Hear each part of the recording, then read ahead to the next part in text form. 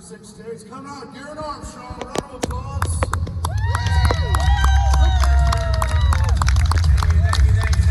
you. Great to be here.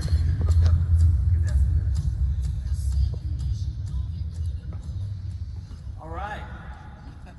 Welcome, folks. Good to be here at Wind the Storm. We filling up here. That's good. Anthony asked me to speak up here, and I said, okay, great. What do you want me to speak about? He's like, what are you crazy? Just tell your story. So I said, all right, great. So my name is Garen Armstrong, and I just had a heart transplant a year ago.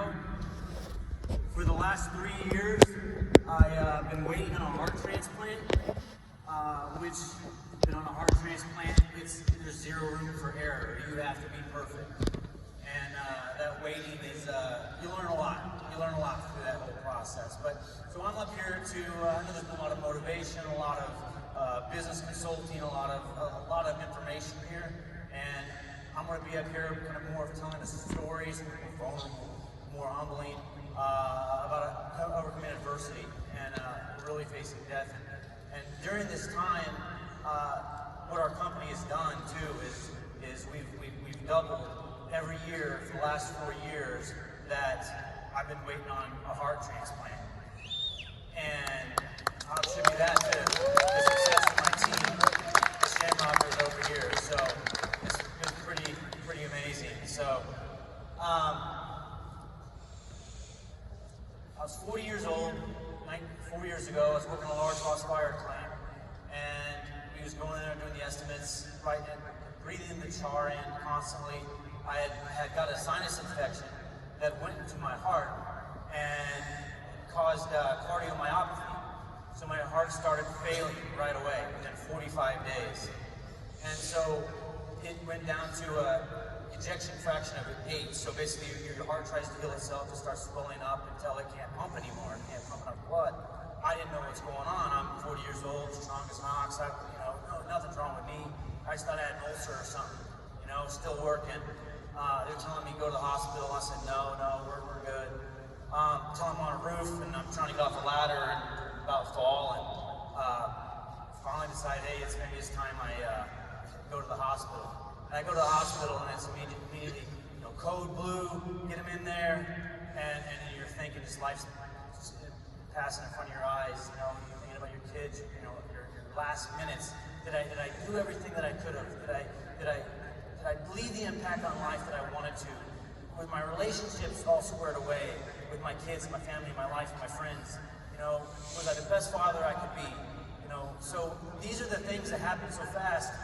And then I went into the surgery, and right away what they did was they cut the apex of my heart off, the bottom of my heart off, and they sewed this heart pump in my heart, and didn't have a cord hanging out of me, and I'm running off batteries. So this is Shamrock. It's been around since 1977. I'm going to go through this. This is me and my kids, and this is one of our offices in Omaha, our 7 locations. But I want to show you this picture. This is it. So this is after the heart transplant. This is this wire that's hanging out of it. And it's new development, LVAD, left ventricle assisted device. It saves a lot of people. But what you'll see is that wire hanging out of me, there's a lot of infection that can get in there. And that infection then grows up that wire and then goes up straight to your heart, and all the infection attaches to your any foreign objects in your body. And then what it goes is, I got these Under Armour girdle pants that you'll see that I'm wearing batteries on. These batteries are only good for 10 hours. And then after that, they start beeping. You got 10 minutes to replace those batteries or you're dead. And so I lived without a pulse, I lived without a blood pump, I lived without just a flow. I lived a blood flow just to keep your organs alive. Now, the last thing they want you to do when you got an LVAD is to be on roofs when you have wires hanging out of you and being active, right? Like the wire you ripped out of the heart, all of these things. Really wasn't designed for somebody active like me. So, here's the corner office, folks. No pulse, no problem. No pulse, no problem. We're up here, spectators. All right, that's it. That's a wrap. Come to you live, G-dubs. So, the roof of the corner office picture, we all get get that. So I'm up there, and the nurses and doctors like, Garen, what in the world are we doing? We done spent $1 million on this surgery on you. It was the first heart mate in Kansas City, and they're putting the proof out there, and here I'm being overly risky. So anyway, I'm like, but I'm being active, I'm being healthy, I'm doing all the right things to stay on the list. So they're like, yeah, you are, we are. So they kind of let me go. But so anyway, being climbing on a roof, being in the front, leading from the front, that is one of the things that has helped. A lot of the people, what happened when I was running the business and I got that immediate heart failure, a lot of that void of leadership, a lot of the people didn't know. Garen's dying, Shamrock's done, we're leaving, right? Some people left, but some people stayed and they stepped up, to the plate, and now they're running Shamrock. It took a period of time, and the first surgery was away, and they're like, we don't know what to do, how do we do, what do we do? And I was gone, but I was able to be there, laptop, or answer questions, to be like a frequently, FAQ section, frequently asked questions, what do we do here, what do we do here? So that worked. So that was the first time I as you can see, I did survive that first surgery, that LVAD surgery, the bear. Came back from that, and then I was in the hospital. So then I'm back on the roofs again. I'm doing that for about a year. Remember, I'm waiting on this heart transplant for 3 years. And so during this waiting, I had got a roof, threw shingles, blew a ladder, did something, and I pulled this pump off of my heart. So it shredded this heart. This pump's hanging off my heart. I got 3 to 4 liters of blood in my lungs. I don't know what's going on. I just know that I can't breathe. And so they're like, you got to go to the hospital again. So I go back to the hospital again, and they were able to take this pump and monitor surgery this time, another thoracotomy, another cut open, able to stitch this pump to my heart and save me for a second time. By that time, about 4 months later, I'd gotten an infection from that surgery. And so I'd had all this infection growing around the heart pump, around my heart, and it was making it even difficult for the pump to flow. And so I'm on death's door there. So this is me still out from the transplant. So what happened after I got the infection? They bumped me up on the list. So I'm literally in ICU just waiting on a heart transplant at that point on the 3rd year. And so here I am just after the transplant, just waking up. This is me seeing my family for the last time. This is during COVID, it was a year ago. They're seeing me before I go to have the surgery. And then there's me waking up and looking at my new heart, trying to understand what happened. Everybody asks, Garen, what were you thinking when you got that call for your heart? You waited 3 years. And I said, the first thing I did, I started praying for the donor's family. And because they just lost their child. And so I started praying for their family, knowing that I got to go in, and I'm going away, and then there's my family staring at me. And so I'm praying, and we go into surgery, and I'm just in this place, just through meditation, prayer, just tapping into this, and it was just, I was in such a place, it was in God's hands, and it just felt like a warm blanket, a warm hug. And I wasn't on drugs yet, I wasn't anything, it was just, I knew that no matter what, if I didn't come out of there, I was going to be okay. I knew that if I did come out of there, I was going to be okay. And so, it's a feeling that when you're able to, your ego goes away, everything goes away, and you become vulnerable and about life and about helping everybody. And I know that everybody talks about egos in this industry, and every industry has egos. But anyhow, it gave me this feeling about, what do you want to do? Like, really, what if I'm dying? What's purpose? And so I really spent a lot of time on that. And in that 3 years, and that is you're talking about succession planning, wealth planning, like all of these things.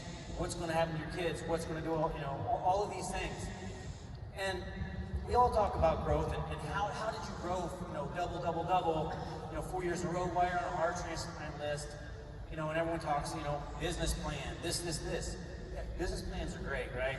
But a succession planning how it's going to happen after you're gone, how that works, who fills up this position, who fills this position. And so by going through that process, our business was then able to even grow. Because what happens to a lot of businesses, we have 23,000 roofing companies, maybe from 1 to 3 million, and that's that. What happens is a lot of the people, they outgrow the leadership. There's leadership void here. And so what happened was, we were able to grow was by being able to grow forward with the end in mind and grow leaders within the industry. And so while we're in the roofing industry, we're in the people business. And growing the leaders within our business is what has helped that. And the confidence they gained while I was gone. And so, yes, I'm in the hospital. The first time was pretty rough. The second time in the hospital, they got it.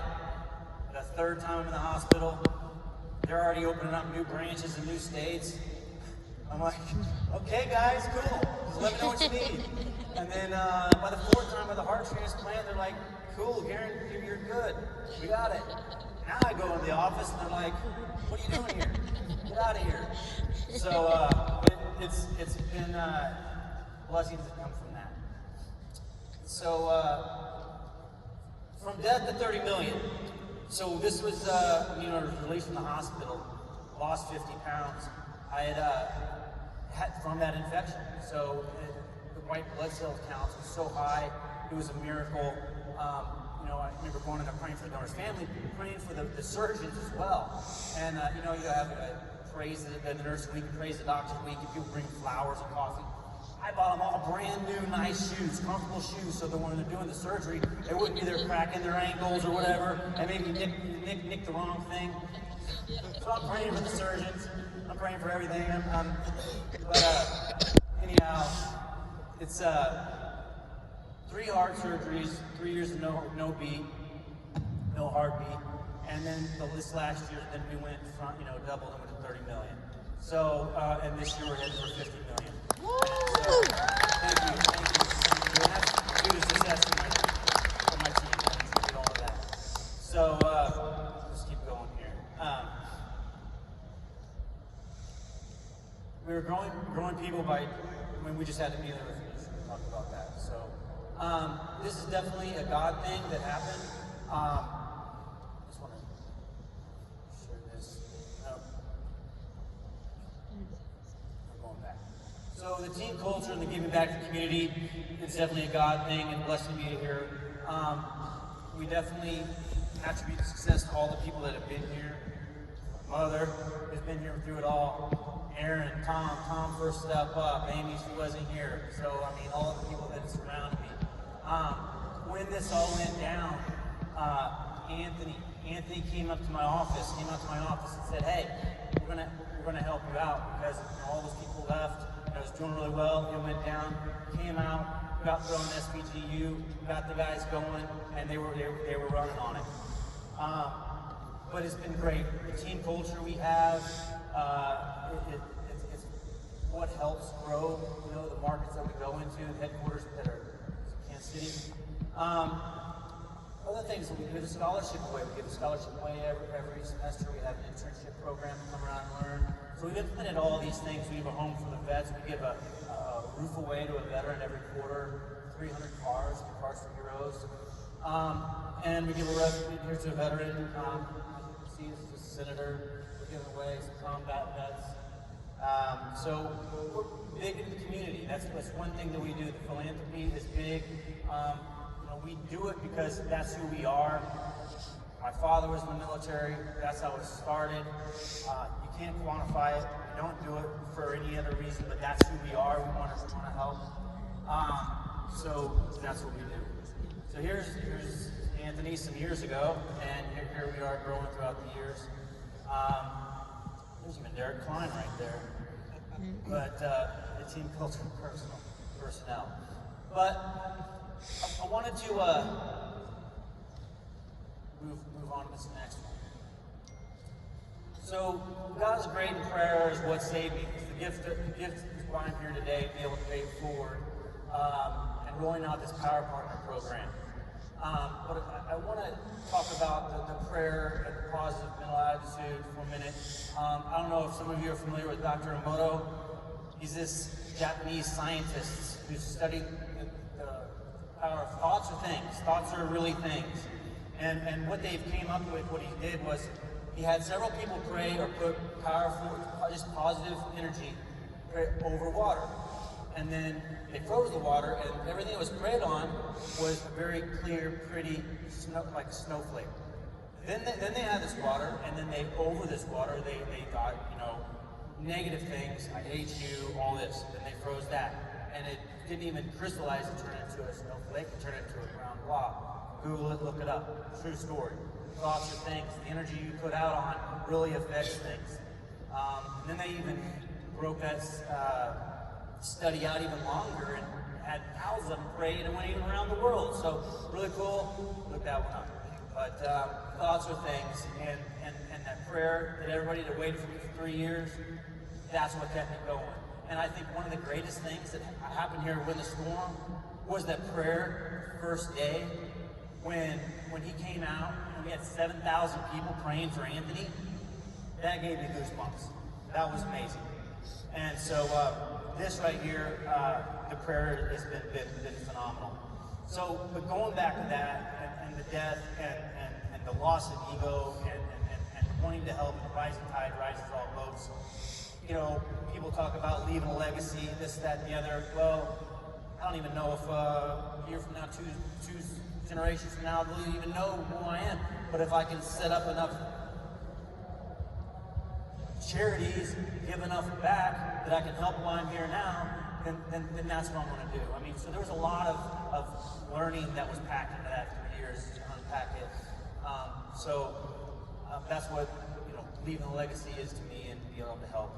Also, when I see this industry, it needs a lot of help because there is a void in leadership. And I'm glad that you're all here because you're all getting nuggets of information. But what we want to do, and what you see out there in the vendors, are you see a lot of business consultants, internet marketing, right? But I can't do your push-ups for you. You got to do your own push-ups. I'm not going to do your push-ups for you.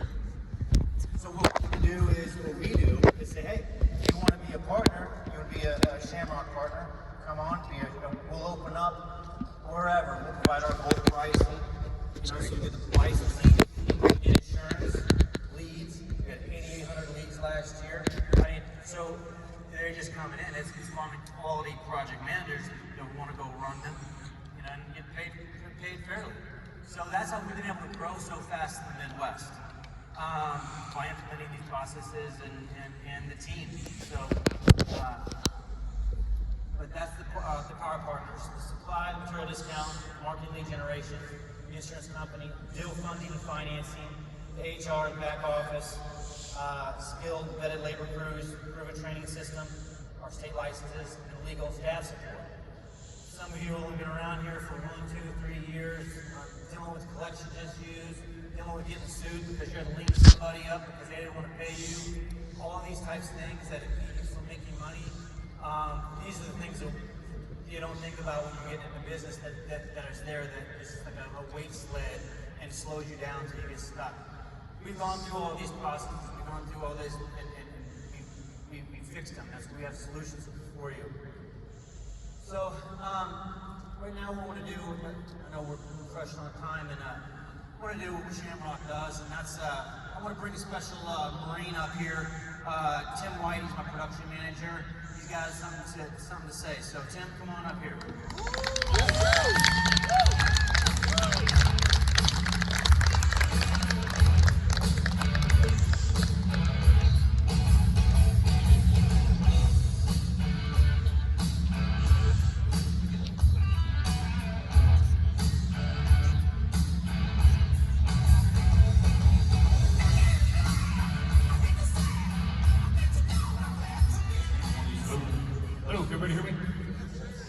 Just like Garen was saying, my name is Tim White.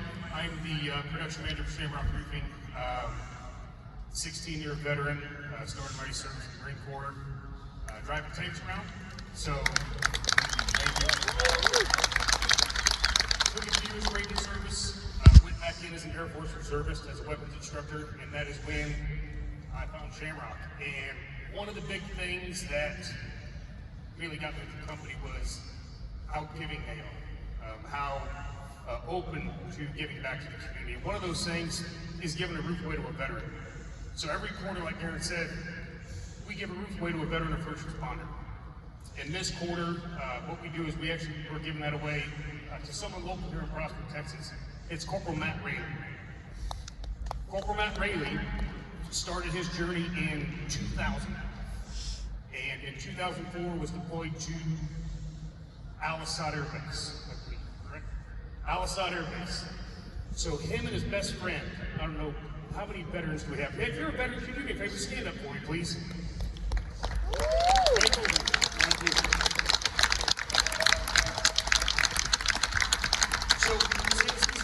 So think about this, guys. So in our industry, right, we started in the military service, right? We wore Kevlar helmet, flak jacket, we served our country. Okay, we take our flak jackets off, we take our Kevlar helmets off, we put on a hard hat, put on a work belt, put on some construction boots, right? Maybe not construction boots, probably someone still kept our combat boots on, right? So instead of getting to the country and serving our country, now we're serving our customers. So none of that changes, right? I just want to say from the bottom of my heart, thank you guys for your service and all that you do. So thank you again.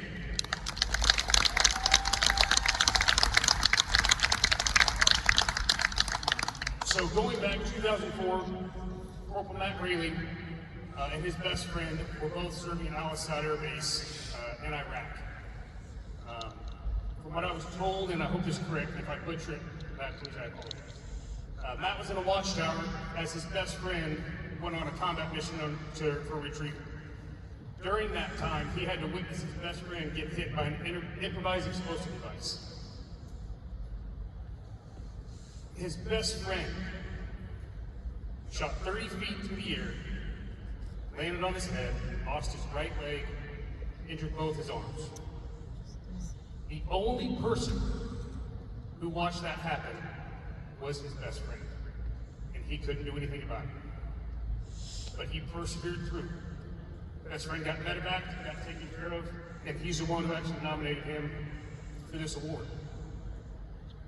So Matt persevered, pushed through. He got the call to go ahead and get on some combat missions. So I'm just going to give you a few of these combat missions he was in. And I urge you guys, please, to get on your phones if you're not familiar with this. A lot of our combat vets, you guys understand. Matt Rayleigh was in the Battle of Hit, the Battle of Fallujah, and in the Battle of Fallujah, he was in Operation Fame and Fury, Operation Grizzly 2. He was in the Battle of Ramadi, and in the Battle of Ramadi, he was in the Operation Wonderland, Operation Silent Night, and Operation Riverfront. Within a 7-month tour, guys, he was awarded the Navy Achievement Medal, Navy and Marine Corps Achievement Medal with Combat Valor. That is a huge, huge achievement. He got that. Yeah, please.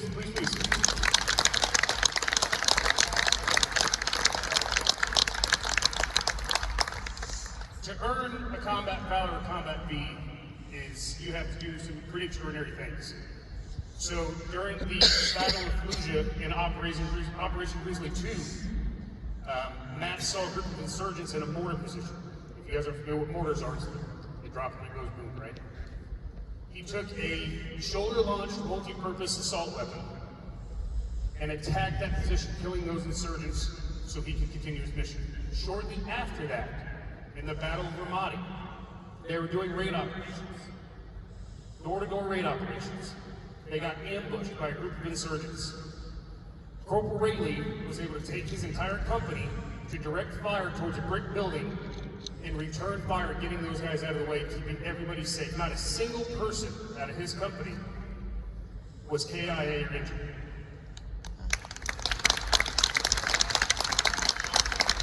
So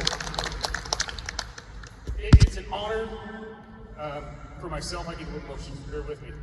It's an honor as a prior service Marine to be able to give this to you. So Matt, on behalf of Shamrock, on behalf of myself and all the veterans here, we'd like to honor you and give you a brand new roof for your home. Thank you for your service.